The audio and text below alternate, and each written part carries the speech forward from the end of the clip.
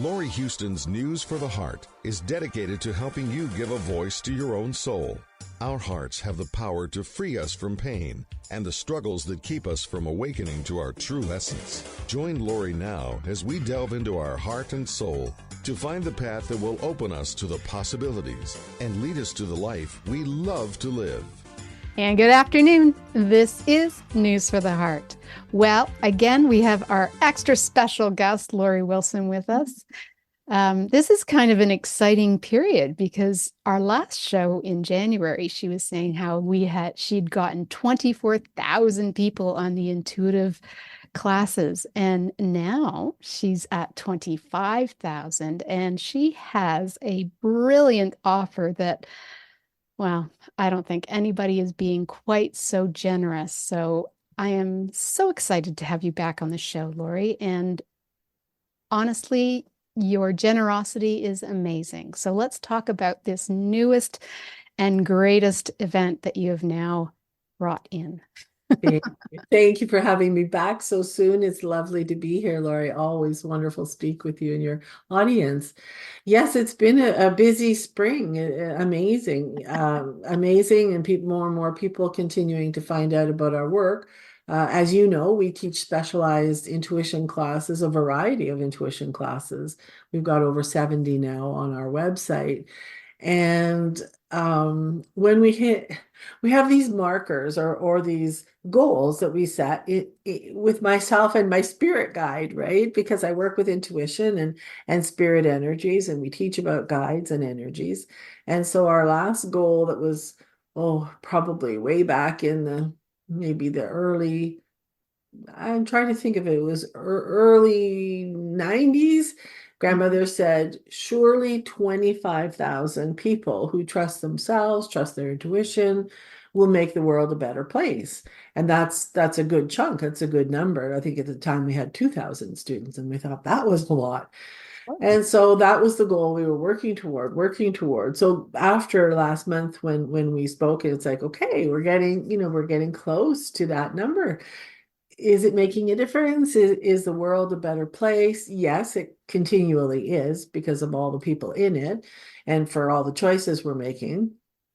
But then grandmother, and I have another guide that I don't talk about too much because I don't use him professionally, but Poseidon is one of my personal guides.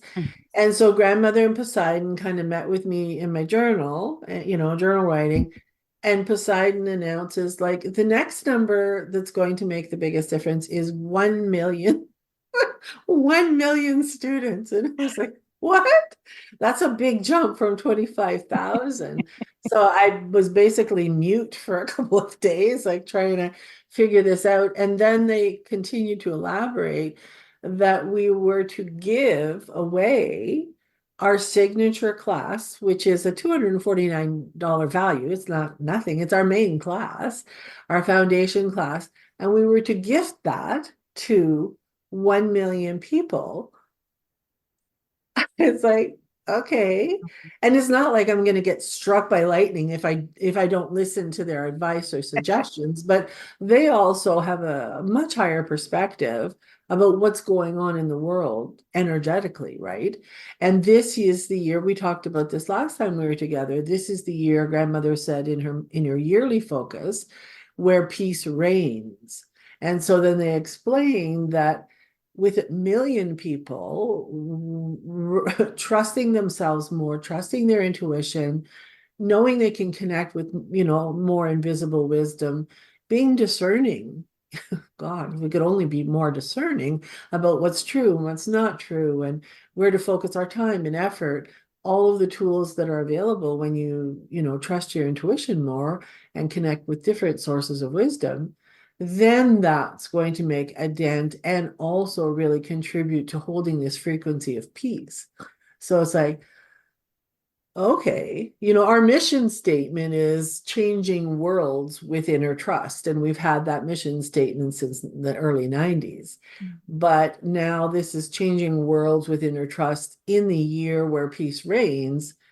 We need to bump up the volume of people holding that frequency of intuition and trust, but also the same frequency is peace, because we are always, well, you know this, you know, we're much more peaceful when we're trusting ourselves, when we're connecting with more, whether you're meditating, whether you're out in nature, whether you're, you know, walking your dog, whether you're doing art or creative energy, like it's that same frequency of calm and peace. Yes. So that that's our mission for this year, is to get that 1 million people taking that class so they all have the same tools, and we can start speaking this language of, you know, higher connection with more people.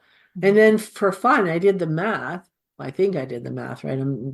Don't quote me on the math. Math is not my forte, but I thought if there is a billion people on this planet, then if we have 1 million people trusting themselves more and really knowing how to navigate their intuition and use it actively, then really we would represent 1 in 8,000 people on this planet. Right. That's pretty cool. So in a town, even in a small town, you know, there's going to be 2 or 3 people. In a medium-sized town, there's going to be 20, you know, 50 people. In a large town, there'll be hundreds and hundreds of people that it's like, hey, we could nod to each other on the way past the street. It's like, you know what I know? Haha. Yeah, the world is a lot bigger than we think. So I thought, okay, well, fasten my seatbelt, on we go. So it's only been we just launched it yesterday. So it's lovely that I'm here talking about it today. And already there's a lot of people signed up for that. It's wonderful. Yeah. So hopefully you'll be able to share the link with your readers or with your listeners as well, so to have them jump on board and learn all about intuition. Yes, and the way that energy expands is the important piece too, because I mean, I'm sure you've read something of David Hawkins, but he, you know, the way energy expands, that million people can literally change the world. I mean, it starts with one. So here you have 1 million people, 1,025,000 people that are all in, you know, in this intuition that they're developing, and it's going to be powerful. Like, I believe so. And I'm grateful that it's come at this stage in my career where, you know, I've got staying power and I've been around a little while, and I can really see it and I can hold that energy. You know, the 25,000 students that we have as this kind of container, basically, it's the base of our container. I think about, you know, this lovely basket that we've made of trust and trusting ourselves and our intuition. So we've got a really strong base already. And now I can see that basket growing and growing and being able to hold and grow more people in that same kind of trust. I had a beautiful, beautiful email sent in from one of our students who's taken a lot of our classes. And you know, I was sharing just privately in a smaller group, like, you know, 1 million people, there's a bit of a task from the spirit world. And she said, you know, the value that she has gotten from our classes just in the last few years alone, she says, I can hardly wait to be in a world where 1 million people feel like I do. And I thought, what a beautiful way of sharing that. So it's been nice. I just got an email this morning from a student that took our class back in 2000, you know, 24 years ago. And she says, oh, I never told you what I did with the class. I love we talk about 8 different sources of wisdom, 8 different places you could go. And one of that is to our loved ones who've passed on, which if you only do that exclusively, that would be called mediumship. And so she says, I love that one. I went, you know, open up my practice and I'm doing mediumship. I've been doing it for all of these years and has made such a difference in people's lives. So it'd be really nice to, you know, have a little chicken soup for the soul of what did I do with my intuition skills, and hear about how it is spreading, like you said, Lori, far and wide, really. right, right. I can already feel the impact that it's making. So, Oh, I thank you. mean, the impact of the 25,000 was powerful, but taking it to that next level is going to be Yeah. astronomical. Wow, thank you. And we all make our own difference, right? We all, well, most people we're privileged to pay attention to and spend time with are really wanting to make the world a better place. And that can be it's just as simple as smiling at somebody as you pass them by on the street. And some people, have different ways that they make a difference. And um, I remember I told a story not that long ago that when I was young, probably 12 or so, I I was talking about how to get the French and English kids getting along a little bit better in our school. This is back in the 70s where, in Quebec, so the English and French were clashing. Well, they are still, but not Yeah. as badly. And so like fist fights at recess and things like that. And so I was pondering at home like how to make us get along and what could we do, as much as my 12-year-old self could grasp. And my mom said, Lori, what are you trying to do? Like save the world? And it was like, yes, Mom, you got it. I was so happy. And she goes, well, that's silly, ridiculous. And I was like, so I remember running down to the beach, which was my sanctuary. And we were right along the St. Lawrence River and just, crying and seeking comfort in the rocks. And I thought, when I grow up, I'm going to look after like 200 people. And that was the beginning. Like here I'm in my 60s now. And it's like, well, 200 people. I made that commitment when I was 12. And Wow. every year it kind of changes the numbers a little bit. Just a little bit. A little bit. Yeah. But it's that same desire to see more peace and more people knowing how big the world is. Like, yes, our world is big and we have technology. We can fly around, we can take pictures, we can send drones up, we can do all kinds of things. But do we really know how big the world is when we take into account all of the invisible and energetic forces? So in our class, just in case anyone knows, like, well, what do you learn and what do you do?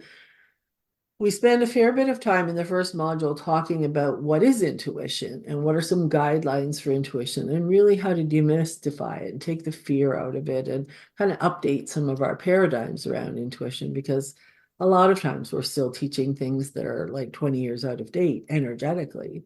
And then we spend time going to 8 unique sources of wisdom to explore it. So our higher self, our spirit guides, a past life aspect of ourselves, our body, animals and elements of nature that are on the earth.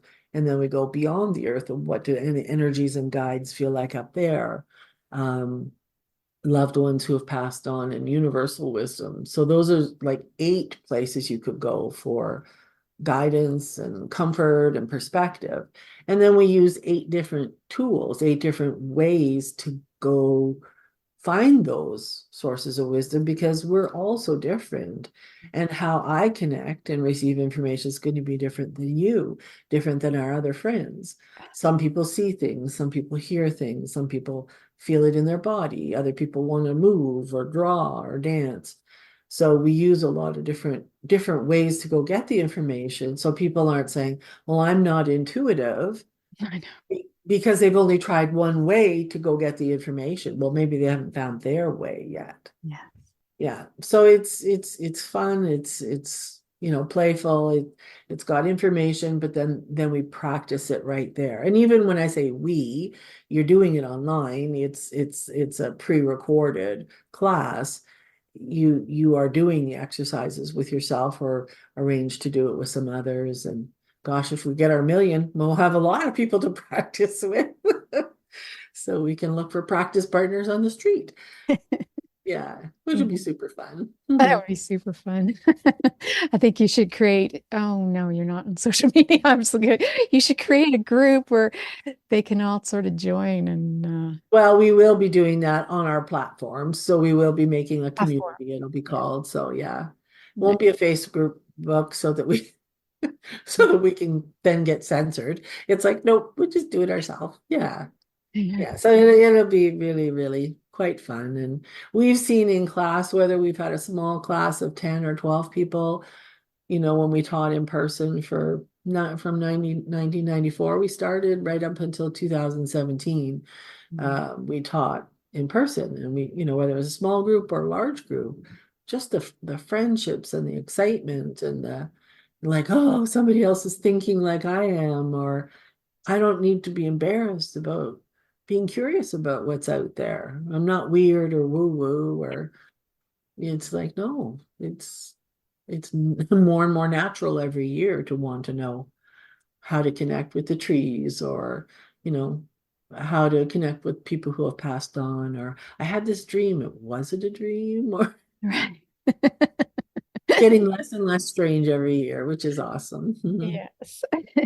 We used to have people pay us out of, cash because it was their grocery money they had saved for half a year to come and take this class. They were really visiting their sister-in-law, and it was like almost like this secret gathering we were having. And now, yeah, I took an intuition class. Don't you know? It's not strange at all anymore. It really isn't, but it's funny how it has progressed. But it's true. Mostly prior to the year of 2000, I mean, even prior to the 90s, most of them were, either auditory or visual. So a lot of it was always clairvoyant or clairaudient, and they didn't understand clairsentient. And when I was trying to develop my intuition again after I'd completely shut it down when I was a child because people did not like me knowing how they were feeling, and I didn't understand the difference. Yeah. I didn't Doesn't know I was doing everyone know? something wrong. Yeah. But I had to totally relearn, and it was it had its own challenges because it's like, well, I'm not that. I can definitely see things now, but they're more symbolic. They're not, and I think they always have been, but that's people have, well, I think a lot of egos get involved with clairvoyant and clairaudient as well because it's like they want to be right, so they, you know, see things and yeah, I have a whole issue around psychics. The word psychics is a little bit of a bugaboo for me because I find that it is disempowering because there's a lot of self-fulfilling prophecy happening when people go to a psychic and they're told, well, it's going to happen like this. And so people start looking for the this, right? Instead of going, Right. wait a minute, they only got that from where I am right now. Right. Can make a difference. Well, and again, we teach the work we teach is channeling, which is different than psychic because Yes. channeling always has a third party. Like, where am I plugged into for that wisdom? I'm going to flow it forward from that higher place of wisdom. The main challenge I've seen, and I'm not saying there's a lot of really good psychics out there, and a lot of students that we've trained that are excellent at it, but the main challenge, which is what you're talking about, is if they go just like, if people say, well, what's the difference? What does a psychic do? I'm using my intuition as a psychic to go to your energy field and read and perceive whatever's kind of bouncing off your field. If you're really worried about something, or you're Yes. fairly sure you're not going to get that job, and I don't know that I'm just reading or perceiving with my intuition your mind, your worst nightmare or your fear, or something's going on in your body health wise, and you're hoping that it's not something traumatic. If I don't know how to tease apart, I'm actually perceiving your mental thoughts that are worried about this. And I tell you, you're not going to get that job. I knew it. I knew it. It's like, well, the self-fulfilling prophecies, because I've read your mind or your concern or your worry, but I haven't necessarily looked beyond, like, into, well, are you getting that job or not? So that part is limited in what's possible. And when you talk about ego or needing to be right, I think everyone would like to be right and accurate. I think that's pretty human. But sometimes if we come across something confusing, whether we're visual or auditory, or we feel it in our body and we get one of those random images, like, we teach our students, just take what pops in there first and just follow that, follow that, follow that. So that image or that random song, or, some strange scene that seems not related to anything, and maybe the person can relate, if you just stop there and you don't follow it and follow it and follow it, then you're not going, the client's not going to be able to make any sense of it. They may not, or we certainly don't have to. Sometimes our guides and other energies are kind of encrypting that message or that vague symbol so that the person will understand it, but you won't. I had somebody, one of our students in one of our advanced classes was doing like practicing, and I was tracking to see how he was doing, staying connected to his guide. And then he was starting to get visuals, but he's like, wow, I don't understand this, or this doesn't seem interesting. Basically, I said, no, stay with it, stay with that random image. And without giving the details, because that was his private session that he did for me, like as soon as he started following images and getting this piece and being more confused by the moment that this was not making any sense because it was a business question, I was laughing because it was so relevant. And if I took the symbol, to represent our students and what was happening with it, it was hysterical. And just a little quick inside part of that, part of the stages of this fishing thing that was going on that his guide was showing us, the second stage, and this was before Christmas, so it wasn't anywhere near now. The second stage was that there was so much fish, we just had to wrap it out and give them away for free. Well, what are we doing now? We're wrapping those fishes up as fast as we can and sharing that. And that was even before my guides had told me this is what we're doing. So I just thought it was amazing. Right. But he was like not even going to tell me that random image because he didn't understand it. I didn't understand it fully until I'd been given the directive from my guides, wrap those fishes. It's called the class, and out you go.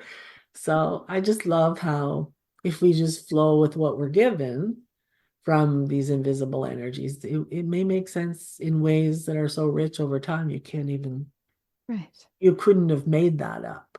Right. Yeah. Yeah. We Yeah. try to, if we get out of the way. And I think that's the bigger thing, is that a lot of time there's a lot of wounded healers out there. So their own wounds come to play because they're filtering it in through themselves instead of, again, as you say, looking at the other person. But it's hard when if you're not doing any work on yourself, yet you're Mhm. going to try and help others. Well, you're going to find that they help you just as Yeah. much as you help them, which is in the case regardless anyway, as Yeah. long as you're open to it. But yeah, it's Well, an if we get in the way, I mean, some students, will ask that question in class or even, an email saying, well, but I want to be right. yeah. Or one of our guidelines is don't censor, don't censor what you're getting and don't interpret. Or And don't. it's like, but this image of the fish, for example, doesn't make any sense. So, Jesus and fish is fish. So we start making these associations and we start interpreting, but it's not up to us to interpret because it's going to be limited to our experience. We'll leave it as a gift for the client and let them go away and make sense of it.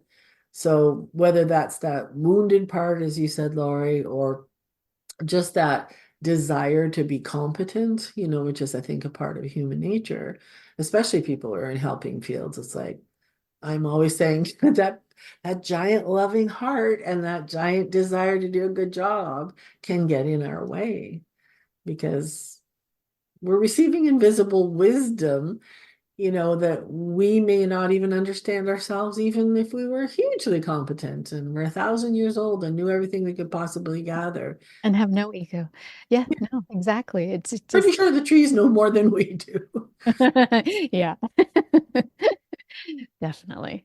It's Yeah. it's interesting. I find that's the part of intuition that I really love, is that it's like we don't have to have the judgments. We certainly have learned how to judge others, and I'm guessing everybody's kind of seeing that since COVID. It's amazing how people are still so angry out there, but Mhm. I guess the war or whatever, people are really taking it seriously, and US elections seem to be ramping up their unique energy. It's Machine. fascinating, right? It's fascinating watching the world, and then you kind of go, wow, like how do we help? How do we help the most? Yeah. You're doing it because that million people, that it's going to change, it really seriously is going to change the world, because there's enough people that it becomes a tipping point, that it will tip. Yeah. Well, and you're speaking to a lot of truth, Lori, because people will say, like, how can I, as one person, make a difference? And that, you know, there's a lot of horrible things going on. There's not pretend, all throughout the world, or in our own backyard, or in our own families, like the things that go on. I'm a social worker. I hear in individual worlds, what goes on with people. I was like, oh Lord, like this is horrible. So how do we make a difference as one person? We're taught to be disempowered, or we have to wait, like grandmother talks about this being the year where peace reigns, but she's reminding us to reframe peace, that it's not something that one day, with a pat on the head, if we're good enough, it's going to arrive on our doorstep, that we have to create that frequency of peace and calm. And when we feel like there's no hope, or there's just too much out there, or how could I, with all the things that are going on that are terrible, how can I as one person make a difference? And she reminds us that if we allow ourselves to believe, or entertain anyways, that thought that as one person, as a microcosm, as a little universe unto ourselves, if we beacon out what we want more of, or how we want to be, or not stick our head in the sands like, I don't want to see the world, that doesn't work, but this is how I want the world to be, is how I'm living my own life.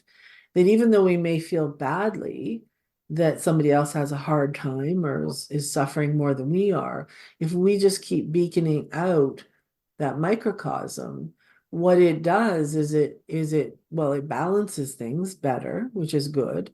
It also shows people that they too can be that microcosm, that you'll be different than I will, and we'll all be kind of modeling different things. But if we each took that time to do that, even it's not like, and I'm sure I can speak for both of us, it's not like horrible things have not happened to either of us. I don't even think I would want my list known. It's like yuck. But at the same time, we all can make a choice, and how we respond to it, or react to it, or heal from it, or look at it, or frame it. Then we can keep being that model of what we want instead, not, pushing it away and not doing our own work. We have to do that. Yes. But I remember a martial arts instructor I had one time, certifiable actually, legally, yes, now. But he was really upset with me at one point, and something was happening, some bickering going on in the club, and was trying to goad me into being on one team or the other. And I was a little older than a few of the people in the class doing the game. And I said, well, I'm not worried about that. Well, that's too bad that they think that, or, I've got to go in and make lunch for my kids. Like I'm not buying in, basically. And then he like grabbed my arm really strong, and he's like, well, why are you not upset about this? He was upset about it. He wanted me to be upset about it. And I said, Sensei, if I would rather be the person at the effect of all of this bad talk that they're doing, than to have to be them doing that for 1 second. Like, imagine how horrible they feel having to think that that's okay. So he yelled at me and told me to get out of the car. Like Wow. that was not the right attitude. But for me, obviously it was the right attitude, because we see a lot of bad things around us, and it's like, well, how do we want to be different? Yes.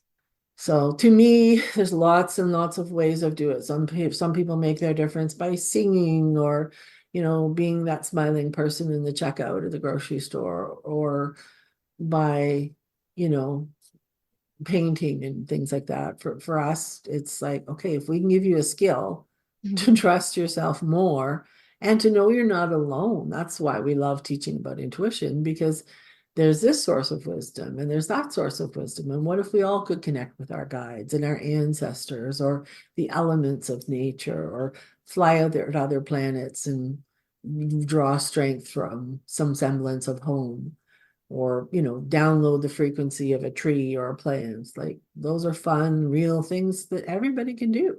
Yes. And everybody can do it. Like, it's not just, oh, I was anointed with this intuition, or I'm the 10th generation of my intuitive family. It's like, no, everybody can learn to do this. We just need to get out of the way, like you said.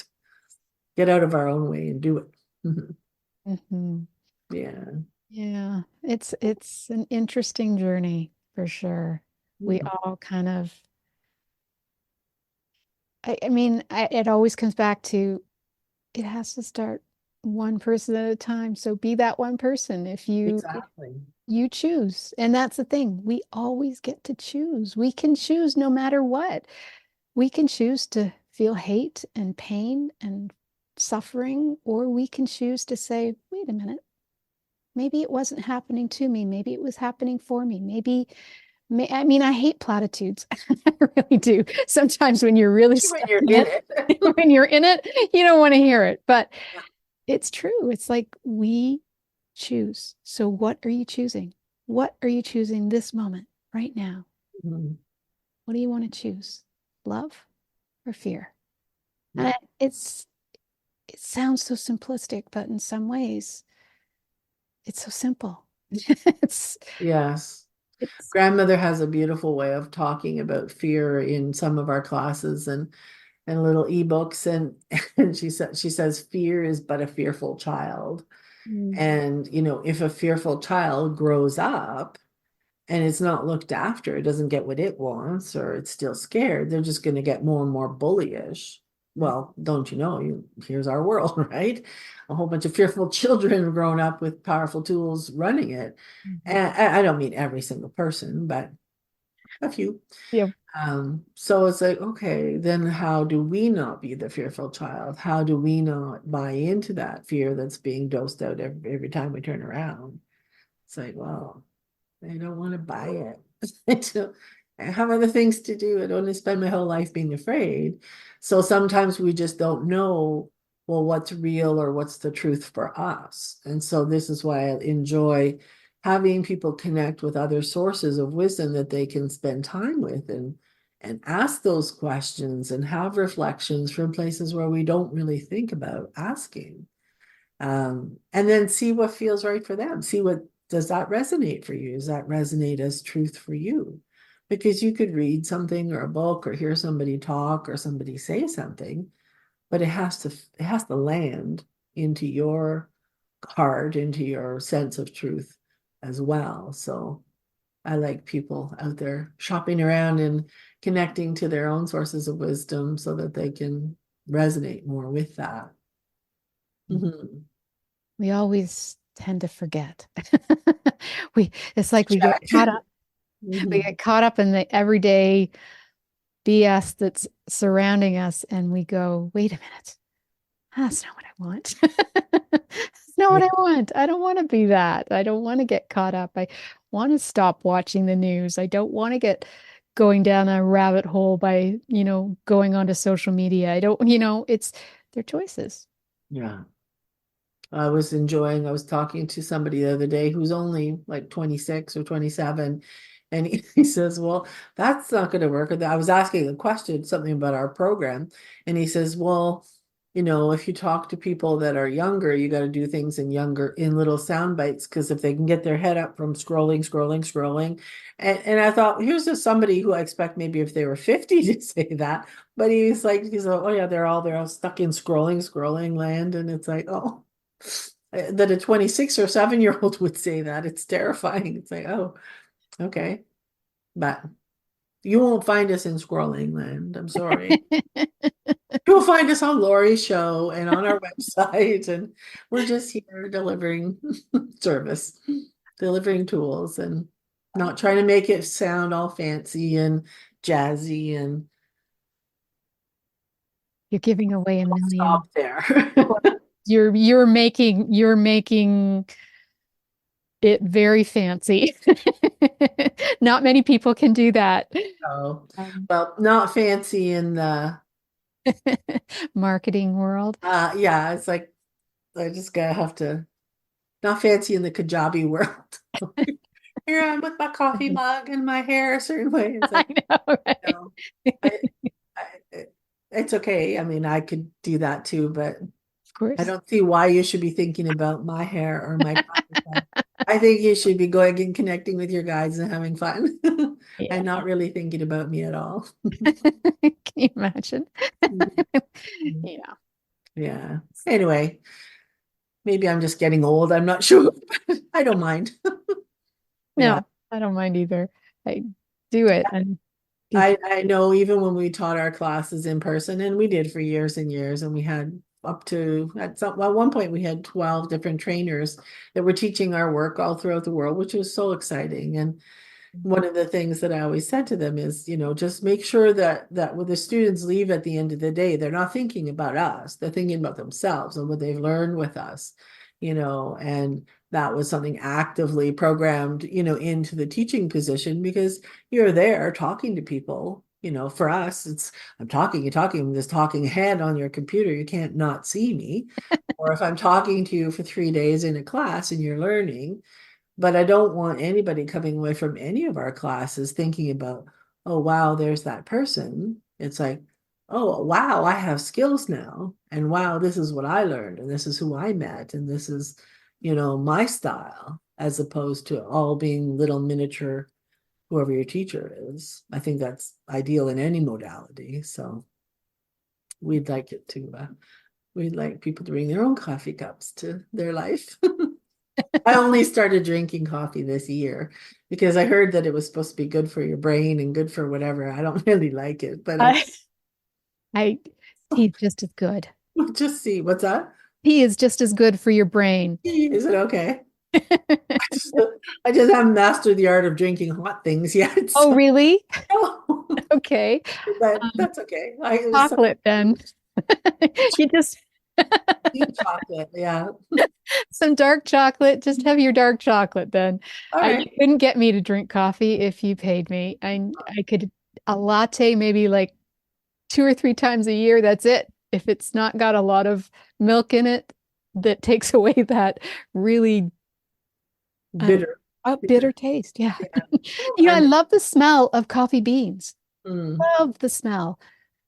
I beautiful. can't drink. Well, we will have to channel the essence of coffee to see what that's all about for us. It makes me nauseous. What do you think that means? I think So it we means my can, body doesn't like coffee. Loves beautiful. tea though. I'm definitely a teetotaler, but with my Nice. mom. Well, I was thinking too before I came on to the show today that, you've been doing this really, I think almost as long as I have. Like we're fixtures in the trust yourself and healing and energy and intuitive world. And I thought, if I had to pick, and I wanted to ask you this question too, so and to have the listeners as well, it's like if I could pick one word to substitute intuition, because that's what I'm all about. It's like, what frequency, like if you trusted your intuition, what frequency are you emanating? Like, what is the result of that? I sort of came up with calm, but like, I was just curious because you obviously trust your intuition and know it too. Me, it's all about heart. Heart, of course. Hence your show. So what do you mean by that, Lori? Heart. Like you live in your heart, you express I your feel everything in my heart. hmm. Everything. If I don't feel it in my heart, then I know it's probably my gut brain that's telling me something that's more about protection or Hmm. safety. But when I do my intuitive work, I strictly go to my heart to feel. Okay. Yeah. And and in some ways, when you do that, everything's perfect, right? There's never any. Not There's clear.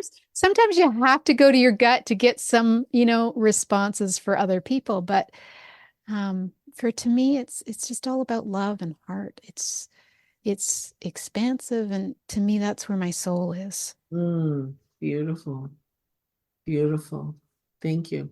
I was curious about that. I know we all know it, but then when we break the tools down into like, well, what does it make us feel? Or where does it make us go in our body? Yeah, it's like, oh, like we teach that if you're going to access your intuition, you have to be just in that slightly slower brainwave pattern, that alpha, relaxed brainwave pattern. So even how you were just talking now, like it's like we're talking with our busy minds in beta vibration, but then as soon as you went to answer the question, it was just like, Yeah. oh, like you just even hear you dropping into your heart and feeling that frequency.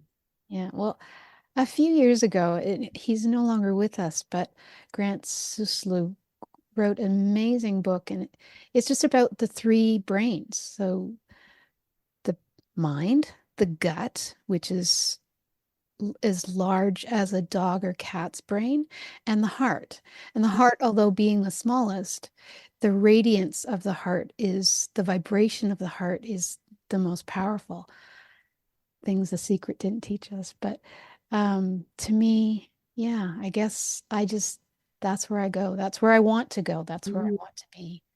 Beautiful. I Right. love it. What's a And good brain to they have? each have its own purpose. Like the the brain's so multifunctional and so incredible, yet I mean, and it's so inspiring, and it's all about, I mean, it's kind of like this big old computer, really. It tracks everything, it knows everything, but without something to sort of lead it, I guess. That's where I get the heart. Yeah. It leads it. It helps it go somewhere to bring in that wealth of knowledge that we can all sort of touch, whether you believe in the Akashic records or whether I just, it's amazing how much information and who we want to connect with and how we connect. There's so many, we're all so unique. Yeah. Every single one of us is so unique. Beautiful. Well, and I do hear a lot of students say, and I'm sure they do to you as well, say, if I could get my head out of the way, if I could get my mind or my brain out of the way, or my mind's just the enemy, I have to quiet my mind, I have to meditate deeper. And it's like, well, your mind isn't the enemy. It needs information as to maybe a framework for what it is you're doing here, but give it a job, especially with intuitive work. It's like, give it a job to pay attention to those nuances of maybe something shifted, or maybe, it reminds you it's okay to follow that funny little image, or it's okay that this feels made up. That's normal, but we have to put the right details into the computer, like you said, Yes. Yes. and then use the mind, but then always go further, because our mind only knows what we put in there or what's been put in there, sometimes even unbeknownst to us, but it certainly doesn't know everything about all of the invisible realms Right. yet. Yeah. Or maybe it does, and it's just being super quiet. So Well, that it's giving, yeah, you kind of have to give it that purpose though. You have to ask it to do that. Like I think there's so much we don't know about our brain's capabilities still, yeah, that, I mean, it's far superior than we've ever given it credit, but we get in the monkey mind and we think that's the mind. Like we think our ego is our mind, and we've restricted it so much by making it that yeah, it's, and as I say, sitting on a chair and spewing is not necessarily the meditation or meditative state that you even want. It's just one possibility because it's been so recognized in for thousands and thousands of years during yoga and everything. It's just one path. There's, yes, I like a walking meditation. I like a singing, and it just something that makes it dancing. It's like there's so much that we get caught up in everyday world, and we think that it has to look a certain way, and Yes. have to open up and just say, wait, Find your way. Yeah. exactly. And our ways are changing too. We Yeah. talked into our students about, it was honestly harder to quieten our mind. It was harder to access invisible realms historically. It really was. That veil between the everyday walking world and the spirit worlds was a lot thicker, a lot more dense historically.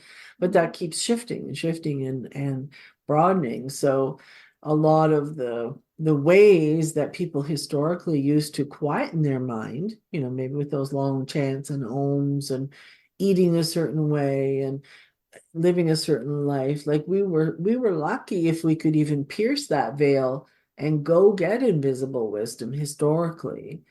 But now that the veil is so thin and it's easy to go get information, some of us are thinking we still have to do all those things because I can't get it. It's like, well, you can't get it because it's just right there. You don't have to work so hard to go get it. So the advantage of this day and age is the information's just there at the ready. That's the bonus.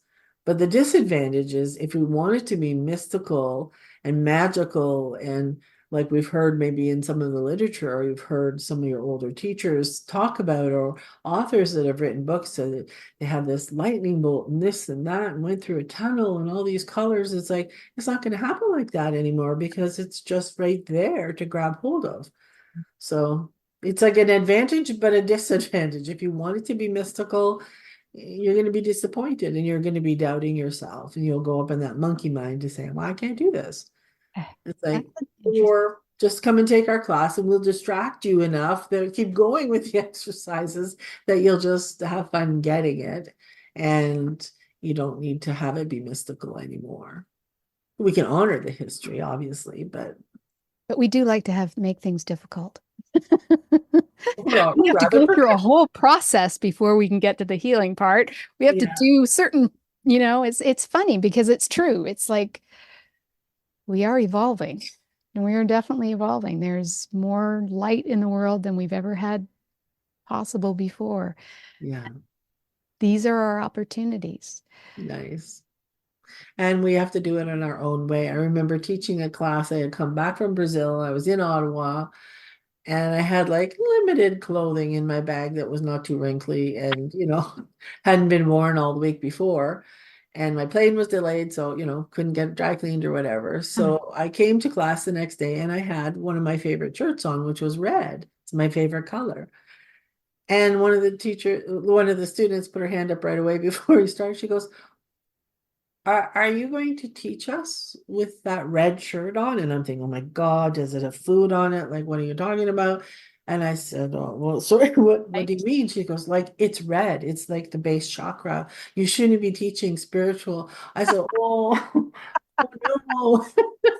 I said, well, this is my favorite shirt and it's the only one that's not wrinkled in my bag. She goes, well, I don't know if I can learn from you. I said, sure, you can. Just turn your chair sideways. Don't look at me. And it'll be fine. But she just had a picture in her mind, like what was the rule, what was, the way to be enlightened or spiritual. And it was like, well, sorry, sorry if I disappointed you. But she did really well in the class and she got over it. So, I remember somebody telling me, she goes, oh, yes. She goes, in a couple years, you're really going to get this. And then everything around you, your whole apartment's going to be white. I'm like, ew. Why would I want a white apartment? yes, yes, you enjoy It's your just not time. me. But It's that's what funny. happens. We grab hold of a certain philosophy and it fits for us at the time when we like it, but then we try to make it everybody's philosophy. It's like, well, that's why we have smorgasbords and lots of different meals and flavors, because what works for you is not going to be what works for somebody else. So true. So beautifully said, too. But it's so funny because they expect us to be in all white. It's like, really? Well, I'm in white, didn't you know? Did you get the memo, Lori? Nope, sorry. I also like white. Well, liking white is great. Although I'm Yeah, a bit clumsy, so wearing whole white white a lot, apartment. it's going to be, What if you have pets or grandchildren? which I do have pets. So, yep. Yeah. Beautiful, beautiful. True though. Well, I'm so thrilled that your listeners are going to be able to enjoy, hopefully, some of our classes if they feel drawn to it, and that they're so lucky to have you as their mentor and their teacher, their friend, their ally, and that you've been doing it for so long. Thank you for being you and for holding that space that you hold for so many in these important times of change. Mm. Thank you. But I would love to get to a place where I can somehow get a million people to read something or share something. I admired. I think I've known about you for a long time. There was a time, I don't even know if you remember with Mallory and the TV stuff, but you Oh were gosh, yeah. yeah, that's how I found out about you. So Wow, that was, wow. yeah.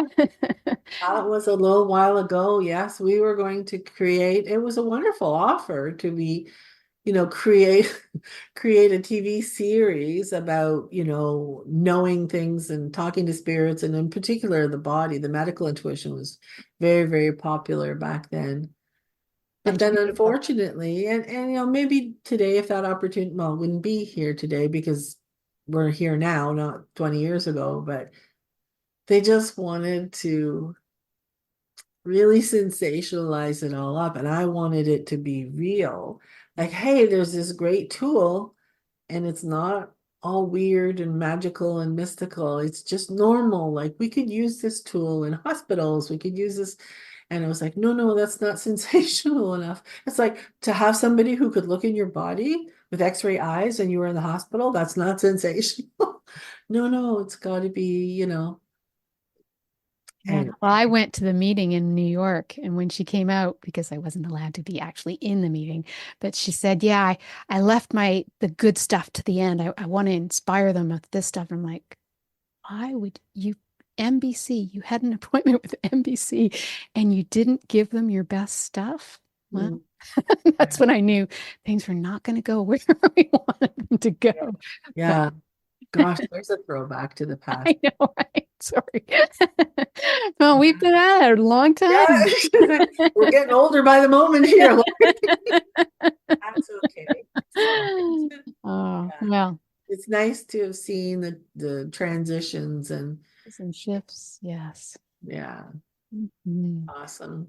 All right. Well, I'm so excited because I see so much going on that's going to just really, I'm glad to be even a part of sharing it with the world. So I really am honored that, well, that you're even doing it is just incredible. So kudos to you, and Thank you. can't Thank you so wait much. to hear, Thanks for having me here. can't wait to hear what happens next, but I know. Stay tuned. Later in the year, we'll have an we'll update. do. We'll do. All All right. right. Take good care, Lori. Thank Thank you. you. You've been listening to News for the Heart. We've been getting to the heart of what matters with Lori Wilson and intuition. Be one of the million people that take her class, because it will shift your life. Thank you. Mm.